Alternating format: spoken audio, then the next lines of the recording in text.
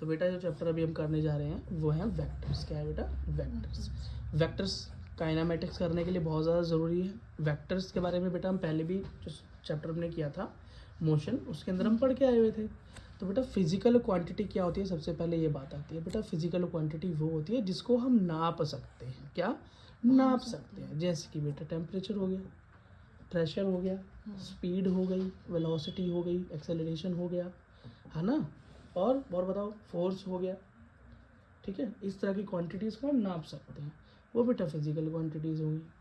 अब physical quantities हमारे पास किस तरह की हैं? 2 तरह की होती है, ये भी हम पढ़ के आ चुके हैं। फिर दोबारा वेरी गुड बेटा। स्केलर का मतलब होता है स्केल। स्केल का मतलब होता है जिसे नापा जा सके, जिसे ना, क्योंकि बेटा स्केल का यूज़ करके हम नापते हैं ना किसी चीज़ को, है ना। तो स्केल का मतलब क्या है? किसी को जिससे नाप सके। ठीक है, नेक्स्ट है बेटा वेक्टर। वेक्टर का मतलब है जिसे नापा भी जा सके और जिसकी डायरेक्शन भी पता हो, कि मतलब वो कहाँ जाएगा, उसकी दिशा भी हमें पता हो। और थोड़ा सा और पढ़ते हैं इसको क्लैरिफाई करने के लिए। जैसे बेटा स्केलर में सिर्फ मैग्नीट्यूड होता है, मतलब सिर्फ उसे नापा जा सकता है, एक वैल्यू होगी उसके पास, लेकिन वो किस डायरेक्शन में होगा वो नहीं पता होगा। जैसे टाइम है बेटा, मैं बोलता हूँ घड़ी में 1 बजा है, क्या मैं बोलता हूँ पूरब दिशा में 1 बजा हुआ है? या मैं ऐसे बोलता हूँ मेरी घड़ी में नॉर्थ की डायरेक्शन में 12 बजे का टाइम हो रहा है, ऐसा बोलता हूँ?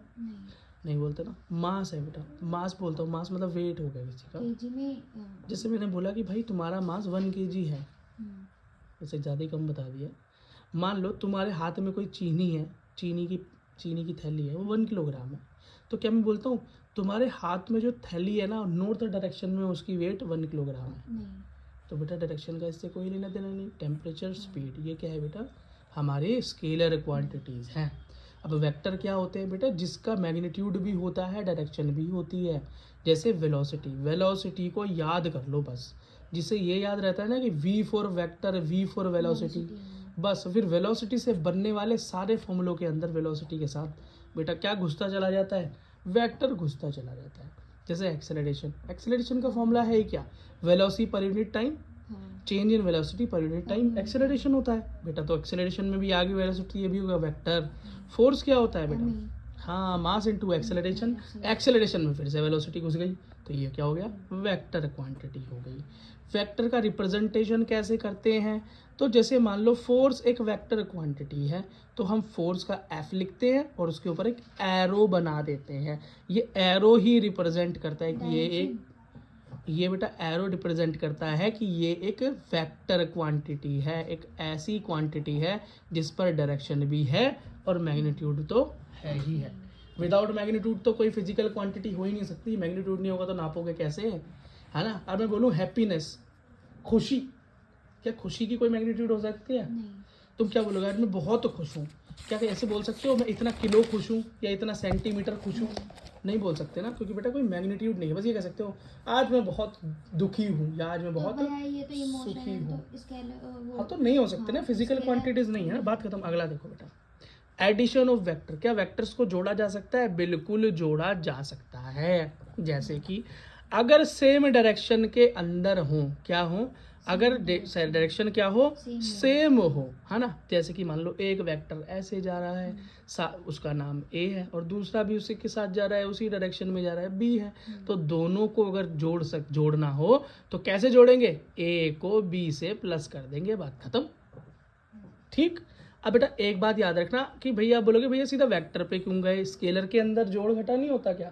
तो बेटा स्केलर तो बिल्कुल नंबर है, उसके अंदर तो कोई डायरेक्शन की बात है ही नहीं। तो कौन किस डायरेक्शन में जा रहा है वहाँ पर तो ये मुद्दा बनता ही नहीं है ना। वहाँ तो बस ये है, अच्छा भाई इतना फोर्स है 30, ठीक, मास निकाल कर दिखाओ। अगर एक्सेलरेशन दे रखा है तो सीधी सीधी बेटा वही मैथमेटिक्स जो सिंपल होती है वो वही होती है, प्लस माइनस। उसमें कोई बेटा क्या है, कोई भी हिडन ट्रिक है ही नहीं, सिंपल मैथमेटिक्स है वो तो। लेकिन वेक्टर में दिशा जब घुस जाती है, डायरेक्शन घुस जाती है, वो इस मैथमेटिक्स को थोड़ा सा टिपिकल बना देती हैं। डिफिकल्ट नहीं कह सकते, टिपिकल कह सकते हैं। टिपिकल से मतलब थोड़ा अलग बनाती हैं।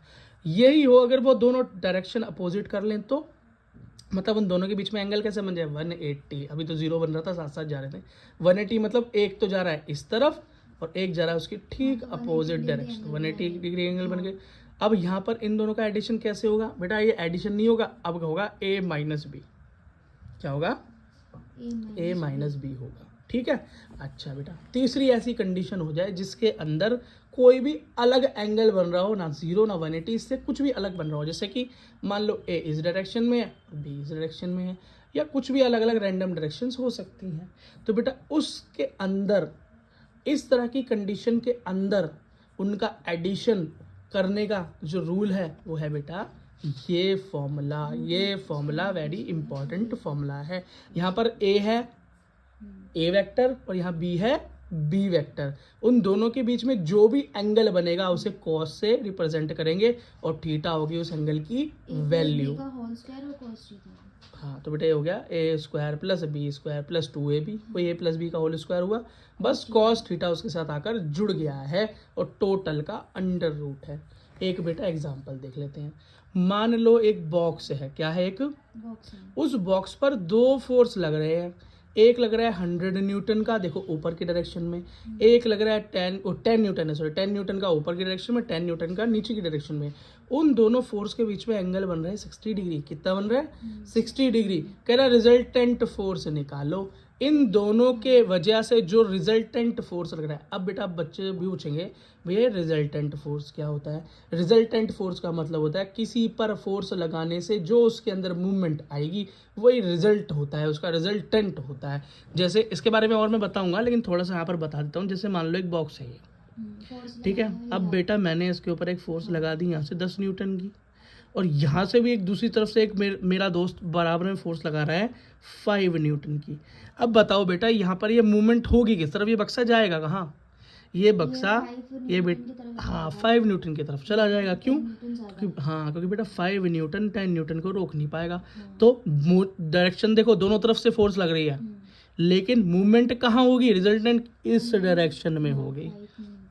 और यहाँ पर ये 10 न्यूटन ही होता तो बेटा ये तो कुछ भी नहीं होता, ये बक्सा यहीं कहीं खड़ा रह जाता, क्योंकि सेम फोर्स लग रही होती है, दोनों फोर्स एक दूसरे को कैंसिल कर देती। तो हमने अभी क्या पढ़ा कि बेटा डिफरेंट डायरेक्शन में, अपोजिट डायरेक्शन में लगता है तो सबट्रैक्शन होता है। क्या होता है? सबट्रैक्शन होता है। अभी सबट्रैक्शन करके दिखा दिया ना यहाँ पे, ठीक है बेटा। लेकिन जब बेटा डायरेक्शन क्या हो, इस तरह की हो, कुछ भी अलग अलग रैंडम डायरेक्शन हो, ठीक, तो बेटा यही फॉर्मूला हमें लगाना होता है। ठीक है। अब इस फॉर्मूले के अकॉर्डिंग हमने पुट कर दिया। तो बेटा यहाँ पर खुद दे रखा है, पहला जो फोर्स जो वो दे रखा है 10 न्यूटन, है ना। पहला जो फोर्स दे रखा है 10 न्यूटन, दूसरा भी 10 न्यूटन। ए का स्क्वायर मतलब 10 का स्क्वायर, बी का स्क्वायर मतलब 10 का स्क्वायर, प्लस 2 इंटू ए इंटू बी, और कॉस की वैल्यू दे रखी है बेटा 60। कॉस 60 होता है कितना? 1/√2। ठीक है। अब इसे बेटा सॉल्व करो, ये 100 + 100 200, यहाँ अंडर रूट से बेटा ये √2 कट गया, 2 से बेटा 100 कटा तो 200, 2 इंटू 100 200 हुआ, 2 से कटा तो 100 बचा, 200 + 100 अंडर रूट में आया 300 न्यूटन फोर्स आपका आ गया। बात समझ में आया? ओके बेटा। रिजल्टेंट बेटा याद रखना, कभी भी अगर क्रॉस चेक करना हो ना क्वेश्चन अपना, क्या करना हो? क्रॉस चेक करना हो, तो रिजल्टेंट हमेशा मिनिमम टू मैक्सिमम के बीच में ही आएगा। आप बोलोगे भैया समझ नहीं आया, तो मान लो जो भी दो फोर्स रखी हैं, ए दे रखी थी और बी दे रखी थी, उन दोनों को एक बार काट लो, तो जो वैल्यू आई उसे बोलते हैं मिनिमम वैल्यू, और उन्हीं दोनों को आपस में प्लस कर लो, जो वैल्यू आती है उसे बोलते हैं मैक्सिमम वैल्यू। तो आपका जो भी रिजल्टेंट आएगा, जो भी आंसर आएगा, वो बेटा मिनिमम और मैक्सिमम के अंदर ही आएगा। इससे बड़ा आ जाए तो उस क्वेश्चन को दोबारा सॉल्व कर लेना, इससे कम आ जाए तो भी सॉल्व कर लेना कि क्वेश्चन में कहीं ना कहीं तुमने गड़बड़ की होगी, और बीच में आया है तो इसका मतलब ओके है, आगे निकल जाना। ठीक है बेटा? ठीक है बेटा। अब जरा कुछ और लॉज देखते हैं, वेक्टर एडिशन के कुछ लॉज हैं, ठीक। उन लॉज के अकॉर्डिंग वेक्टर को सॉल्व किया जाता है। पहले लॉ को बोलते हैं ट्राइएंगल लॉ, दूसरे को बोलते हैं पैरेललोग्राम लॉ, और थर्ड को बोलते हैं पॉलीगन लॉ। ठीक। अब आप बोलोगे ये है क्या? तो बेटा जब दो वेक्टर्स होते हैं ना, मान लो कोई दो वेक्टर दिए हुए हैं आपको, ए और बी, कुछ भी नाम हो सकता है, खाली दो हों, उन दोनों को ही जब जोड़ना हो तो वो दो तरीके से जोड़ सकते हैं, ट्रायंगल लॉ के हिसाब से या पैरेललोग्राम लॉ के हिसाब से। ट्रायंगल से सॉल्व करना या पैरेललोग्राम से सॉल्व करना, आंसर हमेशा एक ही आता है। तो फिर बोलोगे भैया दोनों लॉ दे क्यों रखे जब आंसर एक ही आता है? तो क्योंकि बेटा स्पेशल पूछा जाता है कि पैरेललोग्राम से सॉल्व करके दिखाओ, या बोलते हैं कि ट्रायंगल से सॉल्व करके दिखाओ, तो वहाँ तो आप फंस जाओगे ना। तो इसलिए आपको दोनों मेथड आने चाहिए। Last method polygon. पॉलीगॉन के अंदर होता है बेटा जब दो से भी ज़्यादा आपको क्या दे दें, वेक्टर दे दें, 3 दे दें, 4 दे दें, वहाँ पर पॉलीगॉन का यूज़ होता है। ठीक है। अब देखो बेटा, अब जो वेक्टर होता है ना एक्चुअली, उसकी मैंने बताया था किसी के ऊपर भी ये फोर्स है, मान लो इसके ऊपर मैंने ये एरो बना दिया तो ये वेक्टर क्वांटिटी शो करता है। जो एरो होता है इसके दो पार्ट होते हैं एक्चुअली, एक होता है इसका हेड सर और एक होती है इसकी टेल मतलब बैक। आसान है याद करना, ठीक है। अच्छा तो बेटा आप पढ़ते हैं सबसे पहले ट्राइंगल लॉ। क्या पढ़ते हैं बेटा? ट्राइंगल लॉ, है ना।